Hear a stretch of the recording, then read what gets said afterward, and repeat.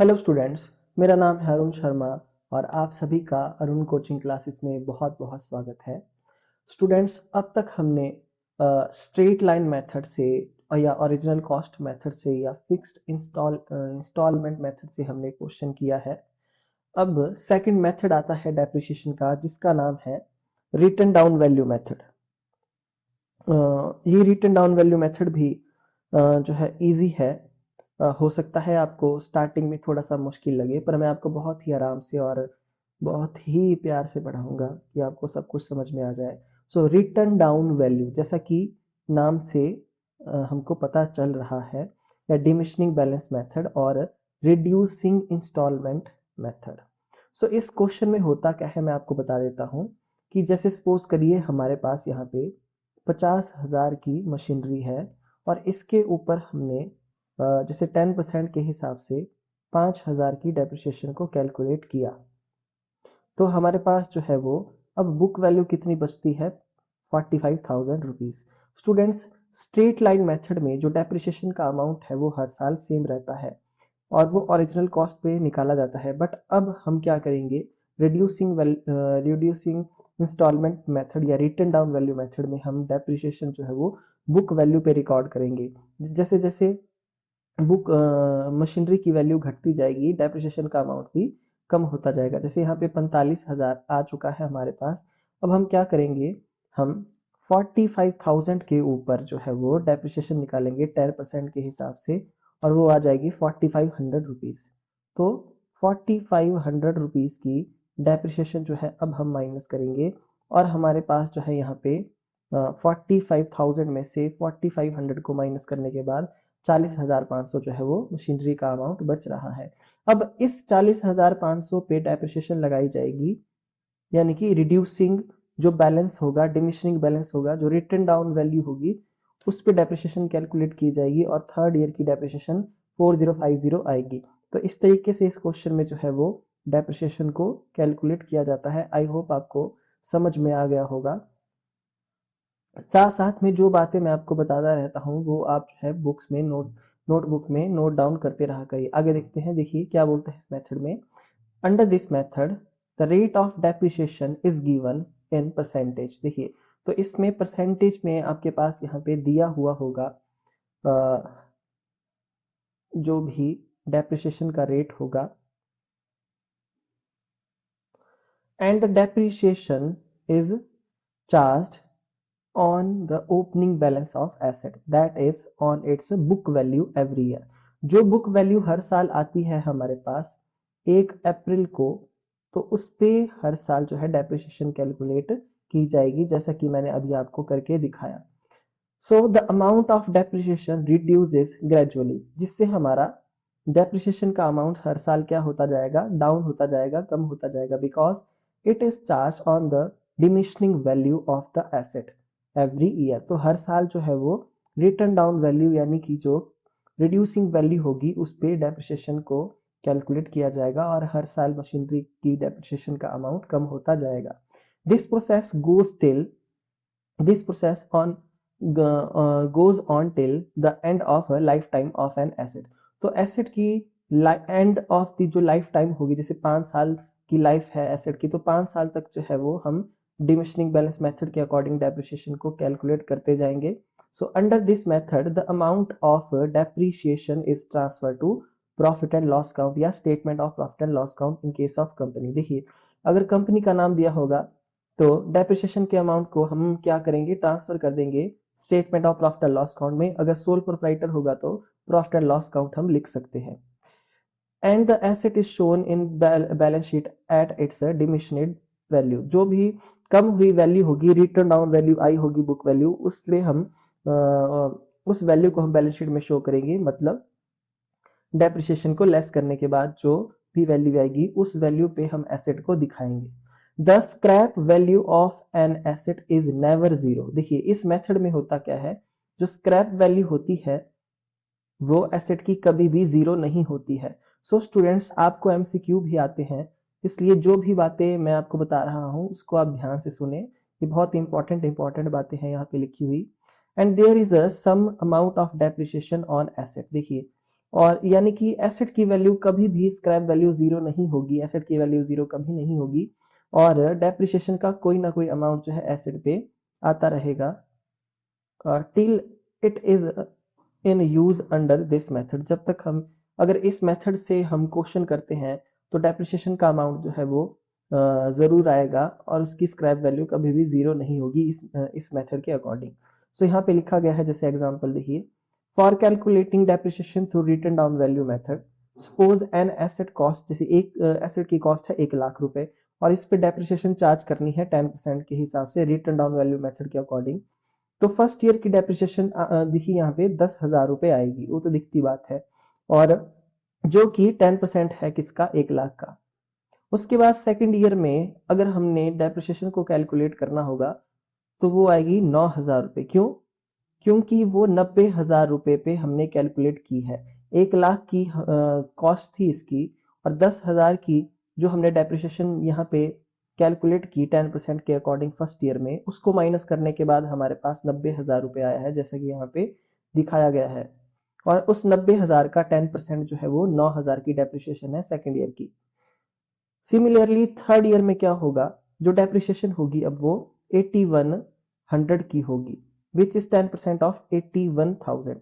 तो 90,000 की हमारे पास सेकंड ईयर में क्या थी, बुक वैल्यू थी। 9,000 डेप्रिसिएशन जो हमने कैलकुलेट की सेकंड ईयर की, उसको माइनस करने के बाद थर्ड ईयर में हमारे पास जो है वो 81,000 रुपीज की वैल्यू बनती है मशीनरी की, जिसका 10% जो है डेप्रिसिएशन है 8100 रुपीज, एंड सो फोर्थ। तो इस तरीके से हम जो है वो कैलकुलेट करते जाएंगे डेप्रिसिएशन को, और इस मेथड के अकॉर्डिंग स्क्रैप वैल्यू कभी भी किसी एसेट की जीरो नहीं होती।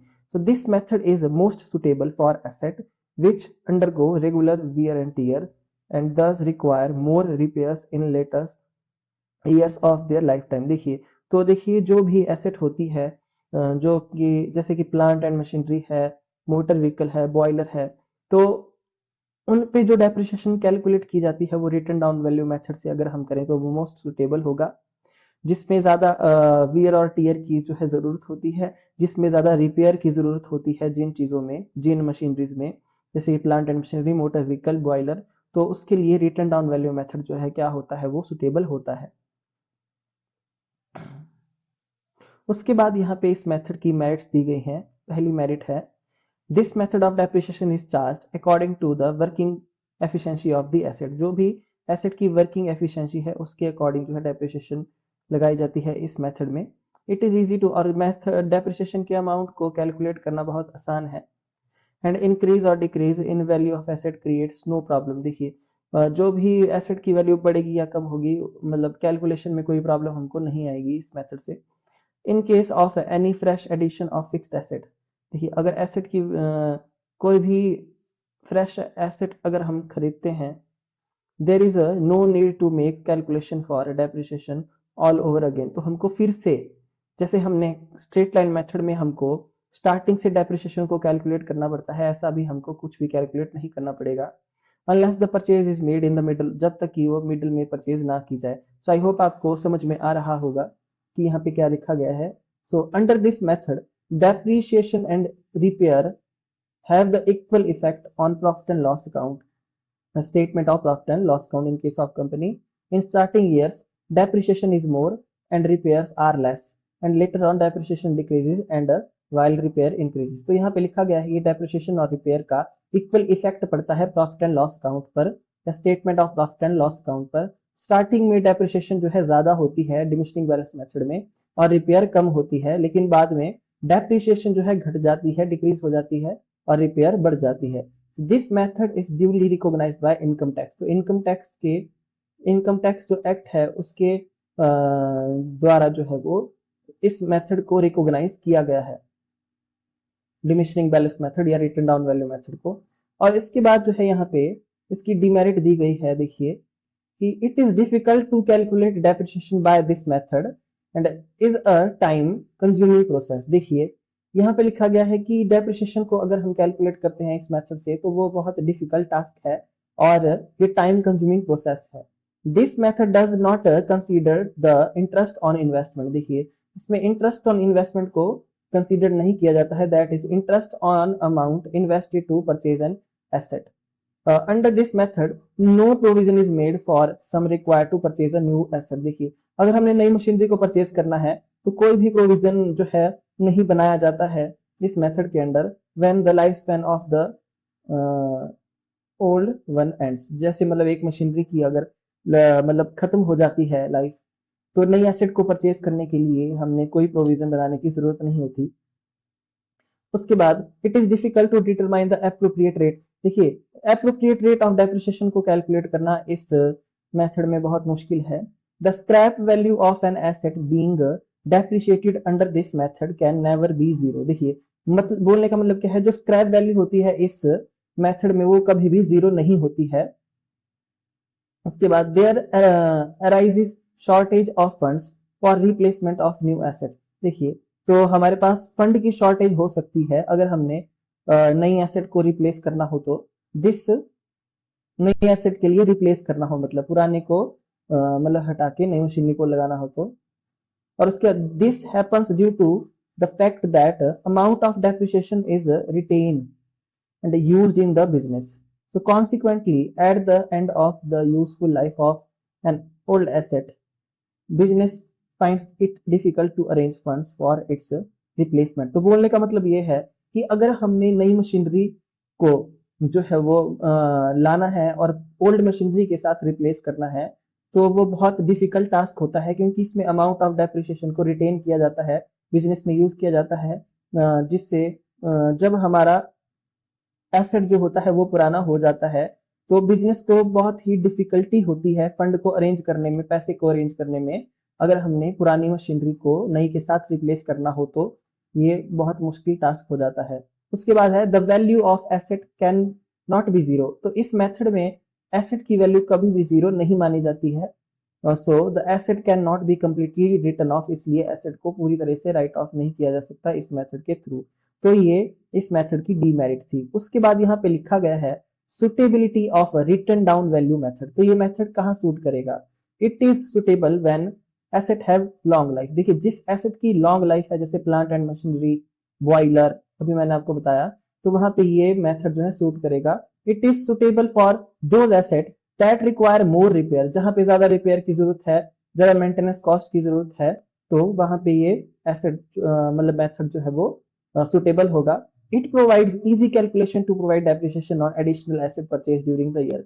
अगर हमने कोई additional depreciation, additional machinery, additional asset को परचेज किया है, तो उसके ऊपर डेप्रिसिएशन को कैलकुलेट करना जो है आसान होता है इस मेथड के थ्रू। सो स्टूडेंट्स, ये था हमारे पास रिटन डाउन वैल्यू मेथड के बारे में। उसके बाद अब नेक्स्ट आता है हमारे पास यहाँ पे difference between straight line method और रिटन डाउन वैल्यू मेथड। तो इन दोनों मेथड्स में क्या डिफरेंस है वो यहाँ बताया गया है। फर्स्ट ऑफ ऑल है कि जो स्ट्रेट लाइन मेथड होता है उसमें अमाउंट ऑफ डेप्रिसिएशन हमेशा सेम रहता है, जबकि रिटन डाउन वैल्यू मेथड में जो डेप्रिसिएशन का अमाउंट हर साल घटता जाता है, डिक्रीज होता जाता है। डेप्रिसिएशन को ओरिजिनल कॉस्ट पे कैलकुलेट किया जाता है स्ट्रेट लाइन मेथड में, और डेप्रिसिएशन को रिटन डाउन वैल्यू मेथड में बुक वैल्यू पे कैलकुलेट किया जाता है, बुक वैल्यू पे। और रेट जो डेप्रिसिएशन का होता है स्ट्रेट लाइन मेथड में वो कम होता है, lesser in comparison to diminishing returns method, और यहाँ पे हायर रेट होता है रिटन डाउन वैल्यू में डेप्रिसिएशन का comparison to fixed instalment method. तो प्रॉफिट एंड लॉस अकाउंट पर क्या इफेक्ट पड़ता है इन दोनों मेथड का? तो स्ट्रेट लाइन मेथड में गिव्स कांस्टेंट इफेक्ट, जो इफेक्ट होता है वो कांस्टेंट होता है प्रॉफिट एंड लॉस अकाउंट पे या statement of profit and loss account पे फॉर रिपेयर एंड डेप्रिसिएशन। मतलब जो भी इफेक्ट होगा वो कांस्टेंट होगा, क्योंकि हर साल सेम डेप्रिसिएशन लगाई जाती है। जबकि यहाँ पे जो इफेक्ट होता है रिटन डाउन वैल्यू मेथड का प्रॉफिट एंड लॉस अकाउंट में, वो वेरिंग इफेक्ट होता है, मतलब चेंज होता रहता है, क्योंकि हर साल जो है डेप्रिसिएशन का अमाउंट अलग आता है, इसलिए रिटन डाउन वैल्यू मेथड का जो है इफेक्ट जो है वो वेरी करता रहता है। दूसरा, suitability, best suitable for those asset which have laser. देखिए, जिस एसेट के लिए कम रिपेयर की, कम मेंटेनेंस एक्सपेंसेस की जरूरत है, तो वहां पे ये मेथड सूट करेगा। और रिटन डाउन वैल्यू मेथड कहाँ सूट करेगा? जिस जिस ये बेस्ट मेथड है उस एसेट के लिए जिसके लिए regular wear and tear repair की मेंटेनेंस की जरूरत होती है हमको, है ना, जैसे कि plant and machinery, motor vehicles, boiler, जिसकी लाइफ जो है लॉन्ग होती है। ये मेथड उस एसेट के लिए सूटेबल है। और यहाँ पे लिखा गया है acceptance, no acceptable for tax purpose. तो टैक्स पर्पस के लिए स्ट्रेट लाइन मेथड को जो है वो एक्सेप्ट नहीं किया गया है, जबकि टैक्स पर्पस के लिए रिटन डाउन वैल्यू मेथड को एक्सेप्टेबल माना गया है, एक्सेप्ट किया गया है। तो ये था इसका रिटन डाउन वैल्यू मेथड और स्ट्रेट लाइन मेथड का जो है हमारे पास डिफरेंस। आई होप आपको समझ में आ गया होगा। आज के लिए इतना ही, मिलते हैं नेक्स्ट वीडियो में। Thank you so much.